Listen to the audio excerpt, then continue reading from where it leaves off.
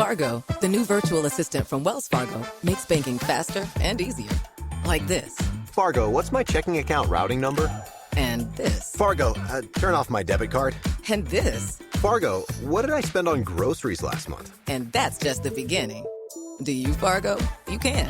In the Wells Fargo mobile app. Learn more at wellsfargo.com/getfargo. Terms and conditions apply. Your mobile carrier's availability and message and data rates may apply. Wells Fargo Bank, N.A., member FDIC. To listen without ads, head over to patreon.com/rightandwrong. Ooh, a spicy question. I because love the it. writing is sort of everything, right? Like you kind of can fix plot holes, but if the writing isn't so some there, readers love that, and some readers are like, "But I wanted more of this." So it's kind of a gamble. Hello, and welcome back to the Right and Wrong podcast. On today's episode, I am joined by a writer of both fiction and non-fiction, an acclaimed essayist and short fiction author, deputy editor of a literary magazine, Off Assignment, and author of the brand new novel River East, River West. It's Aube Rey Lescure. Hello, welcome. Hi, Jamie. Thank you so much for having me on your podcast. Oh, you're so welcome. Thanks for coming on. Let's start with the novel, new and exciting, River East, River West, which is already out in the US, will be out in the UK on the 25th of January. Tell us a little bit about it. River East, River West is my debut novel. It's a coming-of-age story as well as a family drama and social novel set entirely in China.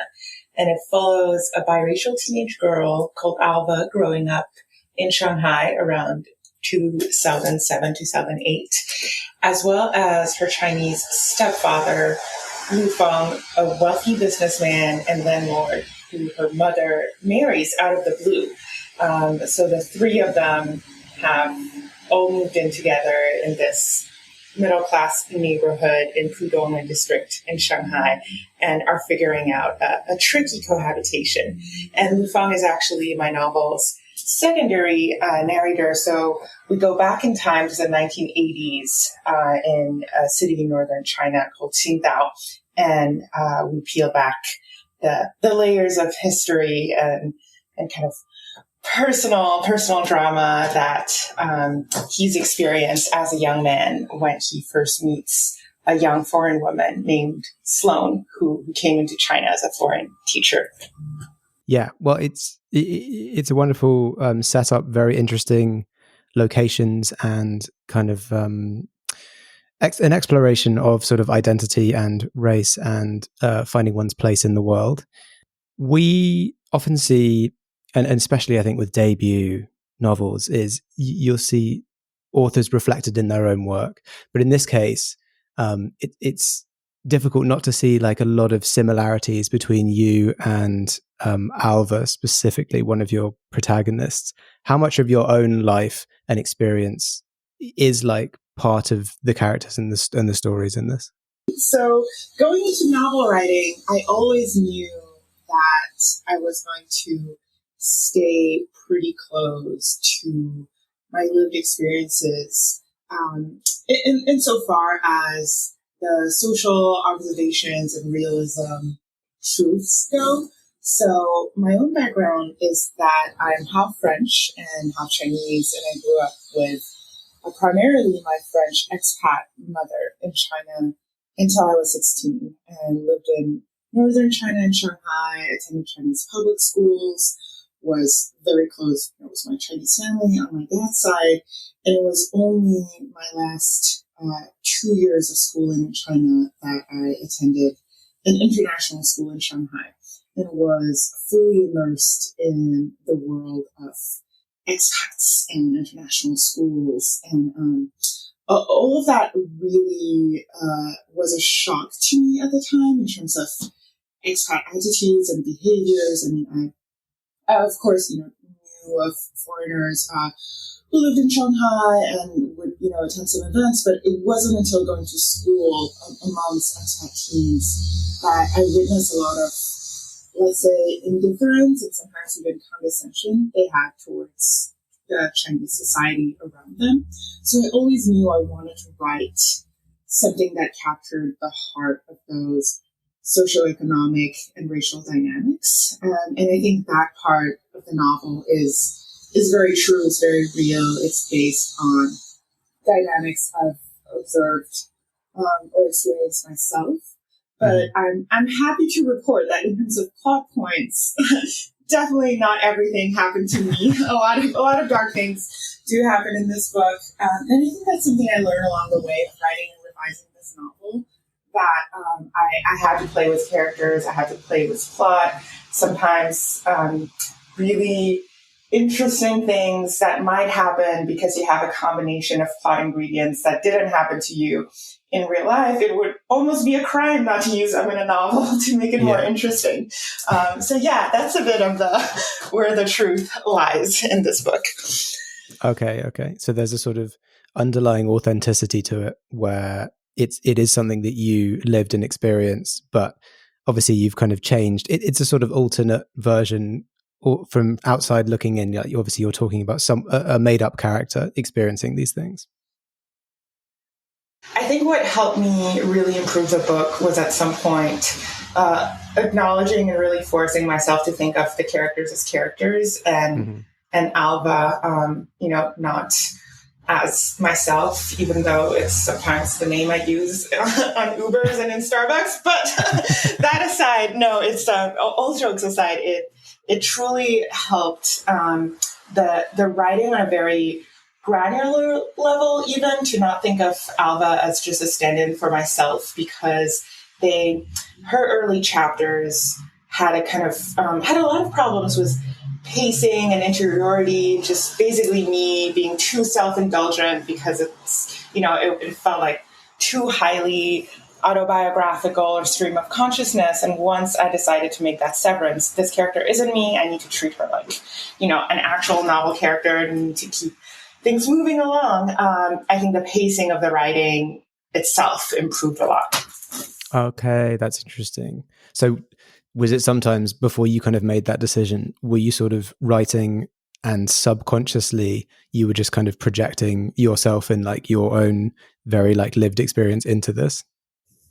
Yeah. And I think in terms of what I mentioned about the stream of consciousness, when I was 5 or 6 years younger and writing this novel as a very, very newcomer to fiction, I was still very under the hold of all the works I admired in university, of my favorite writers. And there was a lot of kind of high literary stream of consciousness style. And I would have Alba chapters that would have, 5 or 6 pages that were just like thoughts and memories occurring in her head while no, real action or plot was happening on the page.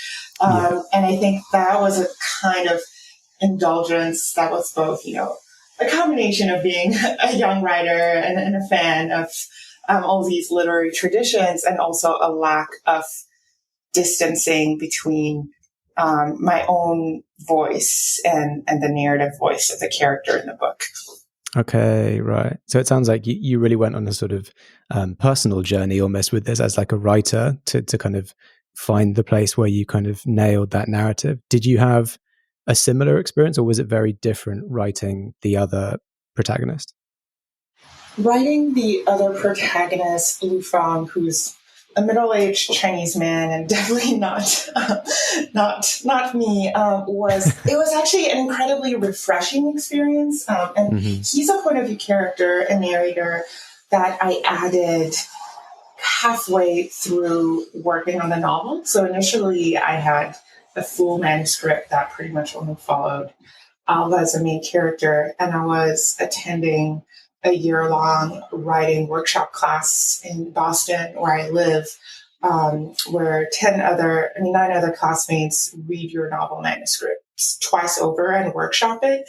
And one of the most crucial pieces of feedback I got the first time around is, why are we not hearing from Lu Fang? He seems to be the beating heart of the novel in so many ways.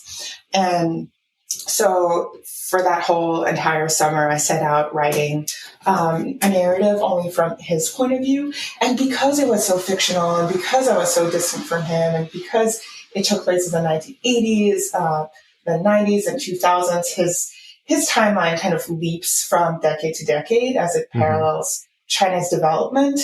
That forced me to really come to it as a fiction writer. You know, I would be like, okay, when we check in with Lu Fang in the 2000s, these are kind of the big climactic things that need to happen. And I almost treated, you know, every section narrated by him as a short story because it was so contained within decade-spanning leapfrogging moments. And that really helped me grow as a writer because I saw how I could tell one character story in this very kind of intentional, more orchestrated, more controlled way.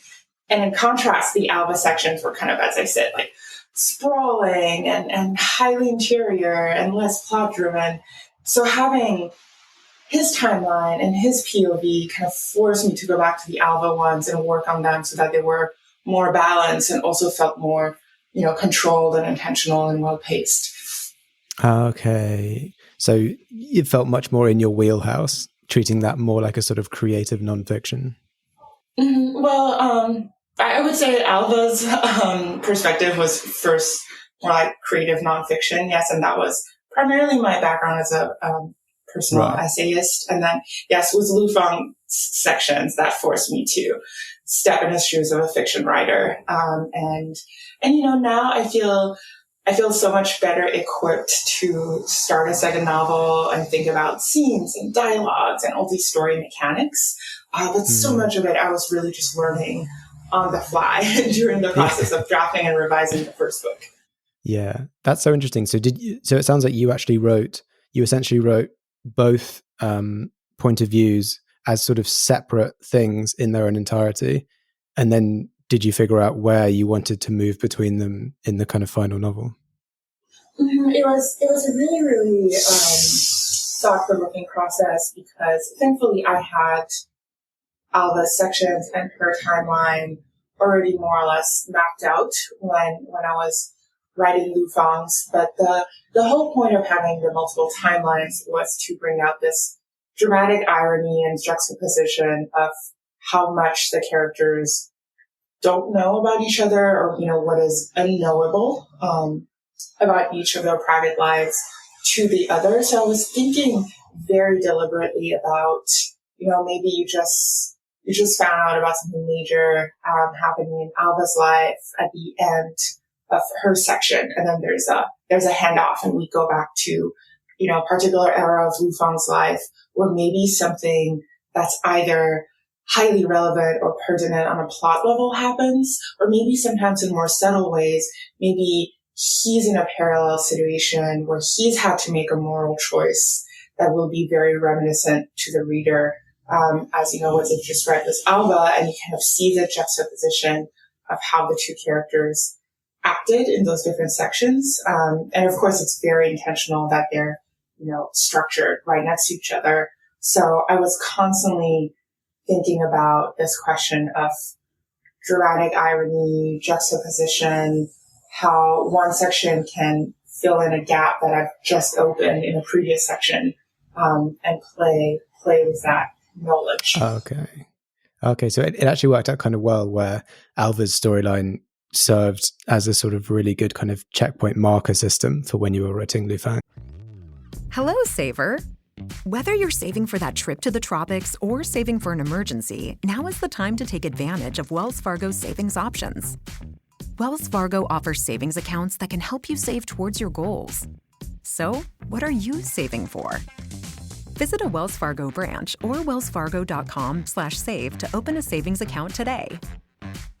Wells Fargo Bank, N.A., member FDIC.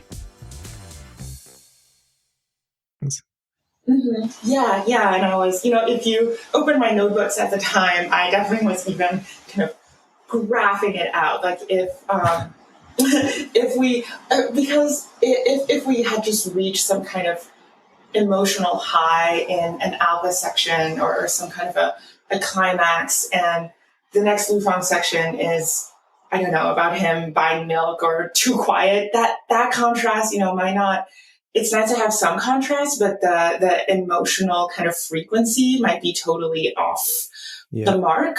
So I also wanted to be careful that as kind of the emotions ramp up or major things happen in one section, and then we have a POV switch, the kind of emotional frequency or intensity of the next section should kind of still be in conversation with what happened in the other. And then conversely, some other times it might be exactly the right time to kind of let the emotions fall and have this kind of relief or breathing room for the reader. So yes, it was kind of a challenging process craft-wise, but also a really fun puzzle to figure out. Yes, like you said, I'm sure for whatever you write next, the amount of learnings that you've taken just from that process and kind of figuring out as you went must be immense. So you're kind of very well prepared for whatever you do next. I hope so. Although I will say that was novel number 2, which I've been thinking about for a year and a half, but have only written a few chapters. The reason why my progress was so slow was because I was committed to avoiding all mistakes I made in novel number 1. I was like, I was having so much trouble with pacing and plotting, and I am going to have everything planned and plotted for novel number 2 before I even write a single word on the page. And that will help me avoid, all these problems. And then I just wasn't writing for a whole year. I was thinking, but at some point that became stale. And I just had to tell myself, you know what, even if you have some idea of the plot, you can't control all the variables. Writing is a process and an adventure. You just have to make yourself dive in. You can't literally carry all the lessons of book 1 into book 2 and just, at some point they become actual obstacles or mental blocks for writing instead of helpful tools. One lesson that you sort of have to take from the first book is that you, in the end, created a complete whole kind of book that was, really, really great. So like, as difficult as that process might have been, you got there in the end. Whereas if you try and do something sort of very different, take a very different approach, that's new, uncharted territory for you. You're going to have to learn new lessons to do it that way. Yeah, exactly. Every book is a different being, a different puzzle. And I think as a writer, control can be a very kind of difficult and complicated relationship that we have with our own work. And there's this urge to kind of maximize efficiency by maximizing control, and sometimes letting go of it and just saying, okay, this is some, subconscious terrain or evolving material that you just need to relinquish control over and let yourself, explore a little bit and alchemize the way, things might evolve over the years. It's kind of a beautiful process in hindsight, but when you're living it, it can feel like utter torture sometimes. Yeah, very true. So, this is your debut novel, but you have co-authored and translated, is it 2 other books on politics and economics in China? Mm-hmm. Yes. And those were, I'm a little bit sheepish to say they were both books I worked on when I was way in my early 20s.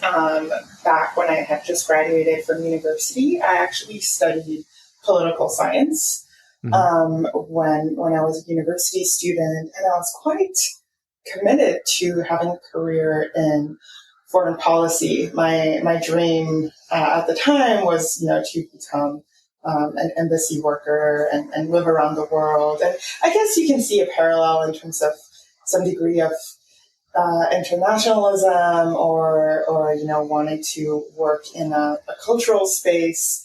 But I worked for 1 year at a think tank in Washington, D.C. right after graduating. And it was a really exciting place to be, but I was surrounded by other young people and researchers who were so passionate about statistics and running regressions and Excel spreadsheets. And I was like, I am not at all passionate about this. And it's something I'm interested in, but I saw that you really, as a young person, you get to have a deep love and high tolerance for something to be, committing to a professional path in it. And that's when I was like, I think, foreign affairs is my interest, but not really my passion. And so I saved up my salary from that year, saved up as much as possible, and I began traveling and freelancing in the year afterwards. And so that's when I worked on translating the book on Chinese economics from Chinese to French, and picking up various other freelance or editorial gigs. And slowly that way over the years, I carved out some kind of a multi-pronged living as a writer and editor, which brought me to where I am today, which is a space where I worked. I like to say I work only with words, whether as an editor or a writer, and I feel really lucky to be able to do that. Okay, that's really interesting. I didn't realize that was the ghost part of it. I didn't realize that was something that you were doing, but it's really cool to know that you can make that work and you can do that kind of freelance stuff and make enough money from doing those sorts of projects. I was moving around a lot between Europe and Asia, always, trying to find living situations that made sense for my level of income that year. But, even hearing myself talk now, I'm thinking, wow, that's something at 21 or 22 I had, more aptitude for. And now at 30, it actually sounds nice to have some more stability and creature comforts. But yeah. I'm glad that my younger self took that leap and took those risks. Yeah, you did it. You ticked it off the list. Done. Don't have to do that again. Hopefully. So now that you have published both fiction and non-fiction, do you have a preference? Do you know which one you would rather kind of pursue in the future? Yeah, it's really interesting. I think for me, it depends on length or scope. For long form books, when I think of my next book, I think it's definitely going to be a novel. And I'm not really sure why. I guess unless at some point in my life I stumble into a topic that's, rich enough for me to do a work of hybrid reportage or write a memoir about it, maybe I'll do a book length nonfiction. But right now it feels like for book length work, fiction is the answer. But in terms of short form, I'm not a short story writer. I think they are the most challenging forms of creative writing that exists out there. And when I'm writing something shorter, I really delight in the essay form. It's one of my old times favorite. And the magazine I work for that you mentioned, Off Assignment, it's dedicated to personal stories and place writing. And it's all short form personal essays. So that's also what I primarily edit. And it's kind of what I live and breathe as an editor. So yeah, I don't know what to make of it, but I think kind of length and form kind of dictates the preference for fiction versus nonfiction, at least in my writing life. Right. Okay. So, and a lot of it will be if there's like a topic that piques your interest. Yeah. Or, I'm trying to branch out and become an essayist and a nonfiction writer who writes about more than myself and my own lived experiences. I'm starting to get quite sick of those and kind of have already covered that ground over and over and over again. But when I was, setting out to be a writer and learning how to become one, I think the self was kind of this endless well of material that had been marinating for such a long time and felt like it was so ready to be told and malleable. So I wrote mostly personal essays about, my personal experiences or my fascination with place. I think a common theme in all of my writing, whether it's essays or the novel or fiction, it's kind of always about the character's relationship to place. That's I think is always going to be a theme in my work. Right. Okay. Something for you to talk about with your therapist, probably. Yes. Well, I thought that's what this was. No, I'm just kidding.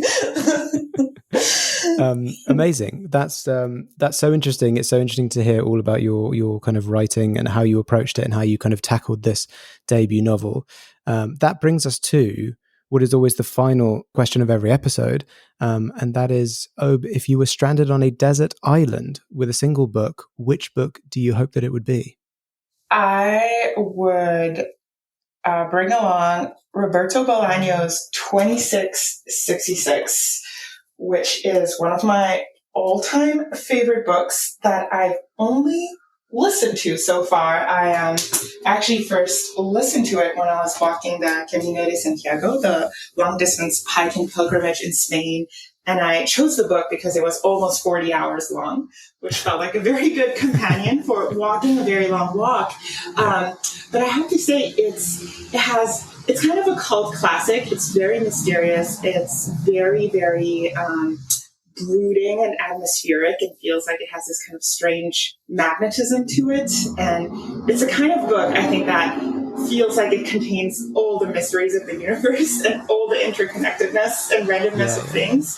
I don't know if you've read it, but if you come to it different times at different stages of your life, it will reveal different secrets. It's also really long, so it's a brick in physical form, which I think would be really great for, whacking the head of wild animals or potential attackers and pirate ghosts on this desert island I'm stranded on. So I'm a pragmatic woman as well. Yeah. Always good to have a heavy weapon with you when you're stranded on a desert island. Exactly. That's a great answer. I love that.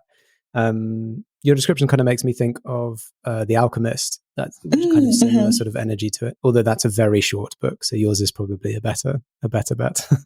Yes, aren't those books wonderful? The ones that you feel like contain an endless, bottomless well of mysteries, even though they're this, in some ways they don't evolve. They're the same. They're always going to be the same arrangement of letters printed on paper, but it's you in some ways who's also the endless well.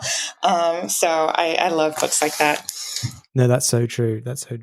Well, thank you so much, Aube, for coming on the podcast and telling us all about River East, River West, and kind of everything that's gone into that, and what you're sort of doing in the future, and how you kind of are tackling the whole publishing industry. It's been awesome chatting with you.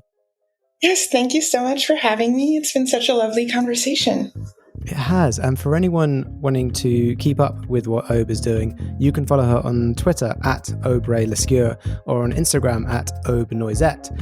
You can also find her on the website www.aubreylescure.com. And to make sure you don't miss an episode of this podcast, follow along on Twitter, Instagram, TikTok, and Facebook. You can support the show on Patreon, and for more bookish chat, check out my other podcast, The Chosen Ones and Other Tropes. Thanks again to Aube, and thanks to everyone listening. We'll catch you in the next episode. Fargo, the new virtual assistant from Wells Fargo, makes banking faster and easier. Like this. Fargo, what's my checking account routing number? And this. Fargo, turn off my debit card. And this. Fargo, what did I spend on groceries last month? And that's just the beginning. Do you, Fargo? You can. In the Wells Fargo mobile app. Learn more at wellsfargo.com/getfargo. Terms and conditions apply. Your mobile carrier's availability and message and data rates may apply. Wells Fargo Bank, N.A., member FDIC. Hello, this is Ohavia Phillips. And I'm Dennis Reed. And as members of Charlotte's Black community, we're proud to call the Queen City home. And with Charlotte Love Notes, we're sharing our love story and spotlighting the Black-owned businesses that make this city so special. That's right, the restaurants, shops, and more that we love and express the craft and culture of Charlotte's Black community. So head to charlottesgotalot.com to see our love notes and plan your trip. And show your love to the community that inspires us.